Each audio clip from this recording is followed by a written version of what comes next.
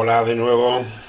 Bueno, en esta ocasión vamos a ver un vídeo en el que vamos a explicar cómo hacer el conexionado eléctrico de la CPU S7200 y también de cómo hacer el conexionado de sensores y actuadores. Lo primero que tengo que indicar es que es importantísimo tener siempre los manuales técnicos para cualquier consulta, y esto nos va a ahorrar bastantes problemas, ¿no? Estos manuales técnicos los podéis descargar directamente de la página de Xiaomi. Aquí os dejo el enlace y repito, siempre hay que tenerlo a mano para cualquier consulta. Estos manuales técnicos nos proporcionan información muy útil relacionada con el montaje, también con las características de la CPU, con algunas configuraciones que podremos hacer con ella y sobre todo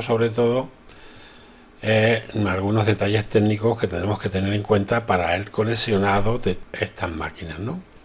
Bueno, pues ya tenemos aquí la primera CPU, que en este caso es una CPU modelo 1214C, que ya en la referencia nos está indicando que es una CPU que se alimenta de corriente alterna, es decir, la podemos conectar directamente a la red de 230 a 240 voltios.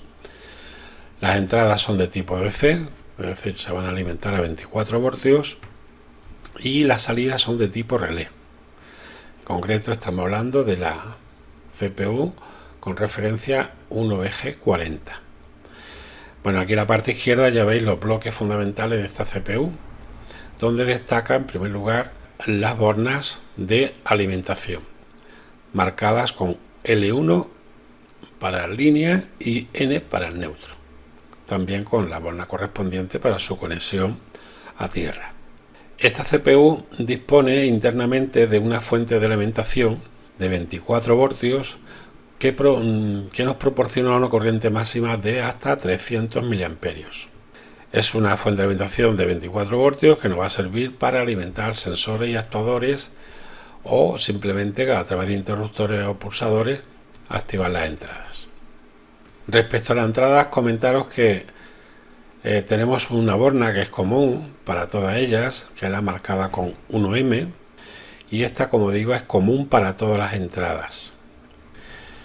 La borna 2M, que corresponde a las entradas analógicas, que en este caso solamente tenemos dos, y además solamente se pueden configurar para valores de tensión entre 0 y 10 voltios, pues esta borna, al igual que la borna 1M de las entradas digitales, no tienen conexión eléctrica, es decir, son independientes y no están conectadas eléctricamente a la masa de la fuente de alimentación auxiliar. Luego esto habrá que tenerlo en cuenta porque en determinados casos tendremos que hacer puentes entre estas masas, entre estos comunes. Y respecto a las salidas, que hemos dicho que son de tipo relé, aquí sí vemos que tenemos dos subgrupos, uno formado por la borna 1L, que es común para las 5 primeras entradas, y otro subgrupo formado por la borna 2L y el resto hasta 10 salidas, ¿verdad? Bueno, el hecho es que las dos bornas marcadas como 1L y 2L no están conectadas eléctricamente, están aisladas, aunque sí son comunes para cada subgrupo, ¿verdad? Esto nos permite el poder utilizar cargas tanto de corriente alterna como de corriente continua. El consumo máximo de estas cargas no puede exceder los 2 amperios, que son los que nos indica el manual del fabricante. Hay otras CPU de la misma serie S7-1214 que se alimentan directamente con tensiones continuas a 24 voltios. Cuidado con esto, porque si aquí conectásemos directamente a la red, pues ya es lógico que la CPU se nos averíe. Bueno, para la alimentación de esta CPU podemos utilizar una fuente propia de Siemens, como puede ser la PM1207 o similar, o bien utilizar cualquier otra fuente capaz de proporcionarnos 24 voltios. ¿Vale? También deciros que esta CPU, ya en la referencia de la CPU en el modelo, ya se nos está indicando que las salidas son de tipo DC, es decir, son salidas a transistor. Por tanto, son salidas donde solamente podemos conectar cargas de corriente continua que funcionen a 24 voltios. Como veis aquí, se está utilizando una fuente externa para alimentar la salida de la CPU. Tenemos una borna que es común, que es la 3M, que no tiene conexión eléctrica, ya hemos dicho, con el resto, y que por tanto también debemos de cablear. Bueno, dicho esto, pues vamos a pasar ahora a ver el conexionado de sensores y actuadores. Bueno, ya respecto al conexionado de la entrada y salida, vamos a empezar con algunos ejemplos de cómo conectar, en este caso, interruptores o pulsadores o sensores de 2 hilos. En principio veis a la izquierda un detalle de algunos sensores de 2 hilos que nos podemos encontrar en el mercado. Uno muy común sería este que vemos aquí en la parte superior izquierda.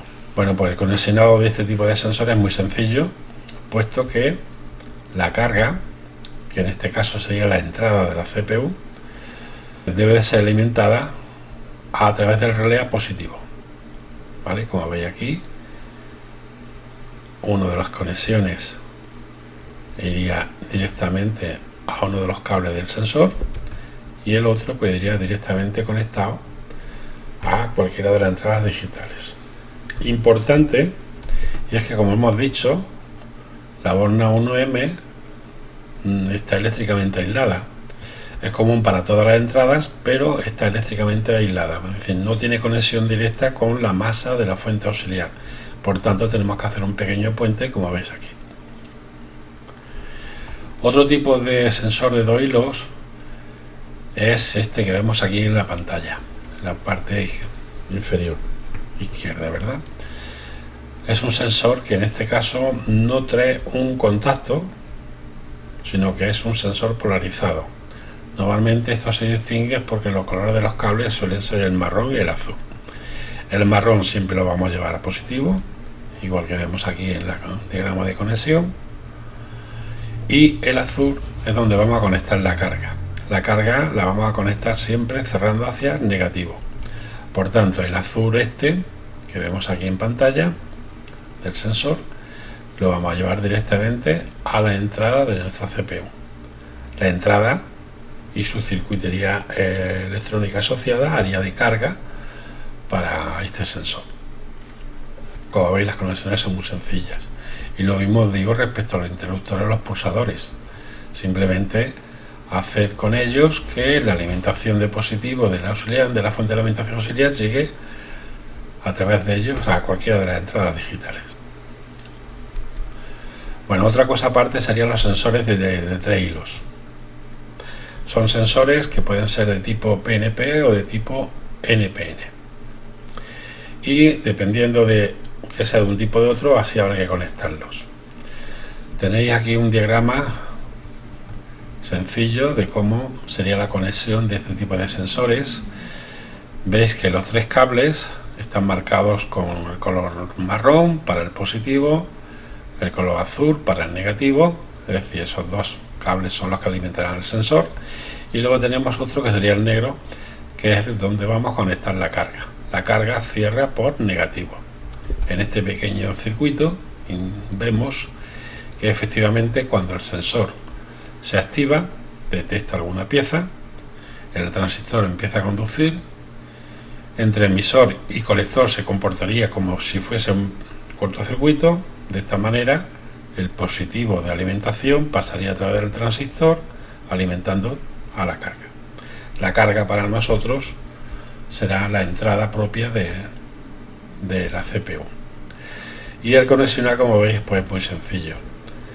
El positivo del sensor lo llevaríamos al positivo de la alimentación auxiliar, el negativo haríamos lo mismo, lo llevaríamos a masa, y la salida la llevaríamos directamente a cualquiera de las entradas digitales de la CPU. No se nos olvide conectar la masa al borne o a la borna común 1M. Para conectar un sensor NPN la cosa cambia. Y esto, cuidado con esto, porque es muy fácil equivocarse.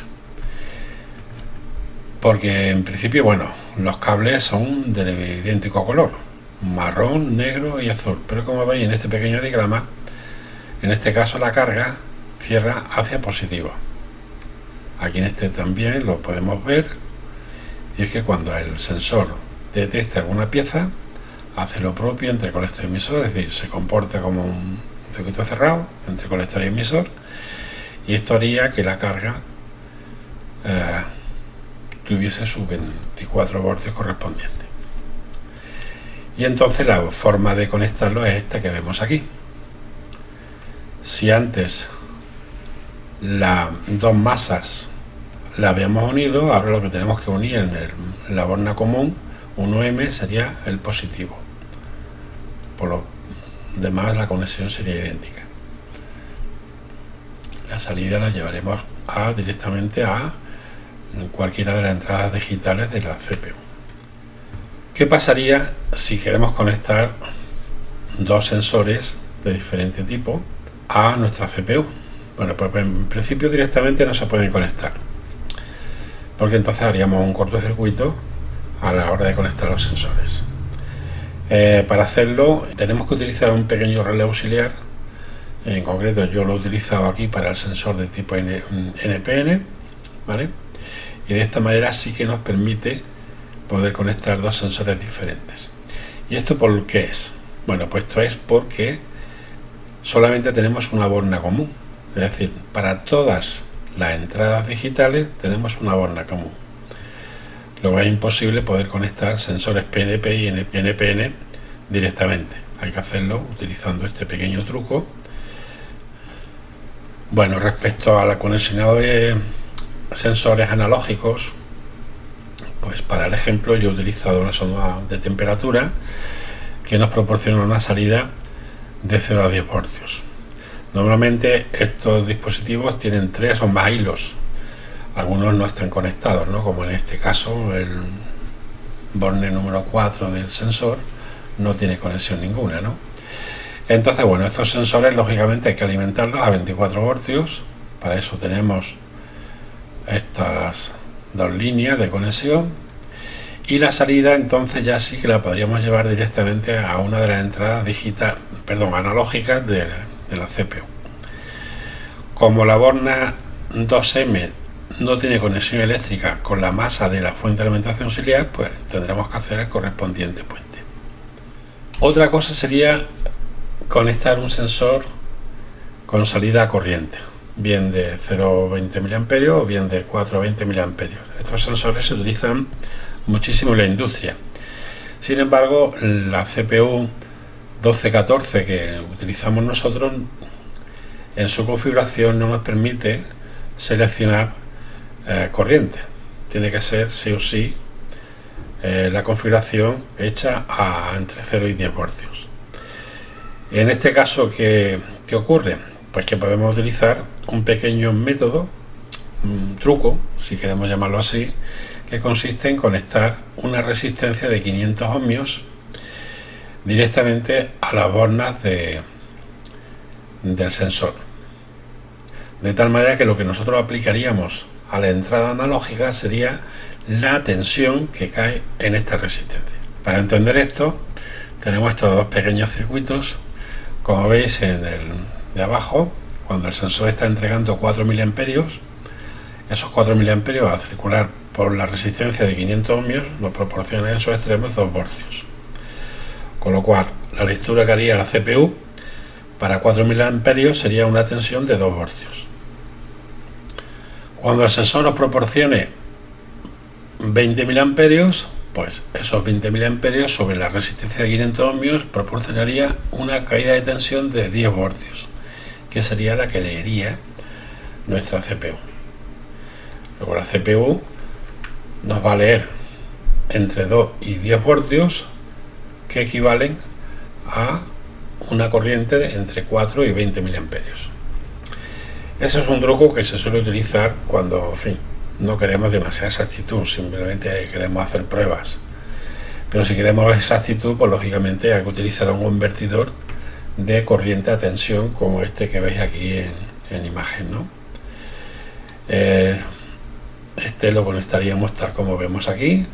Lógicamente tendríamos que alimentarlo a 24 voltios o a cualquier otra tensión, ya depende del tipo de placa. Tendríamos dos bornas para el conexionado del sensor analógico y luego pues la borna que corresponde a la salida. En este caso, la que se muestra aquí nos proporcionaría una salida entre 0 y 10 voltios para corrientes entre 4 y 20 miliamperios. Bueno, ya por último, en cuanto al conexionado de actuadores digitales, bueno, pues deciros que las CPU suelen tener dos tipos de salidas, unas de tipo relé y otras de tipo transistor. En la de tipo relé, lo que nos encontramos en las salidas es un pequeño contacto, donde siempre vamos a tener un común. Por ejemplo, la borna 1L es común para todos los contactos de las 5 primeras y la borna 2L es común para el resto de las salidas. No tienen conexión eléctrica estas dos bornas, precisamente se acepta así porque de esta manera podemos utilizar cargas de corriente continua o cargas de corriente alterna.